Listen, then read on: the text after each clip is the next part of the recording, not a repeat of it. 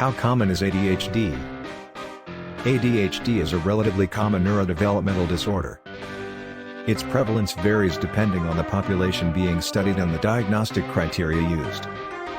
According to estimates by the American Psychiatric Association, APA, around 5% to 10% of children and adolescents meet the diagnostic criteria for ADHD worldwide. It is worth noting that these figures are subject to some variation across different studies. In addition, ADHD can persist into adulthood for a significant number of individuals. According to the National Institute of Mental Health, NIMH, it is estimated that around 2.5% of adults worldwide have ADHD. However, it is important to recognize that ADHD can often go undiagnosed or misdiagnosed in adults, which may result in underestimation of its prevalence in this population. It is also worth mentioning that ADHD is more commonly diagnosed in males than females. However, this difference may be partly due to underdiagnosis or different symptom presentations in females, as they may exhibit more internalizing symptoms rather than externalizing ones. Overall, ADHD is considered a relatively common disorder that can have a significant impact on individuals' lives and their ability to function effectively in various domains. Early identification, diagnosis, and appropriate management are crucial for individuals with ADHD to receive the support and interventions they need. What are the types of ADHD?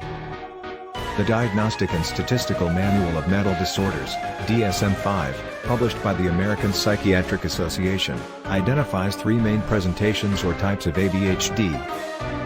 These types are based on the predominant symptoms and individual experiences. The three types are: 1. Predominantly inattentive presentation. This type used to be referred to as attention deficit disorder, ADD. Individuals with this presentation primarily display symptoms of inattention. They may have difficulty sustaining attention, being organized, and following instructions. Hyperactivity and impulsivity are typically less pronounced or absent in this type. 2. Predominantly hyperactive/impulsive presentation. Individuals with this type primarily exhibit symptoms of hyperactivity and impulsivity. They may be fidgety, restless, and have difficulty staying seated. Impulsivity can manifest as acting without thinking, interrupting others, and having difficulty waiting for their turn. Inattention may be present, but to a lesser degree. 3. Combined presentation. This is the most common type of ADHD.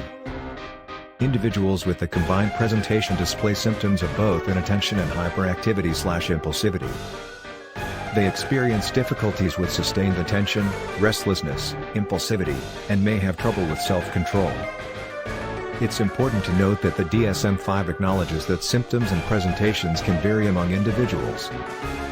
Some individuals may have symptoms that do not neatly fit into one specific type. Therefore, ADHD is considered a heterogeneous disorder with a range of symptom presentations and severity levels.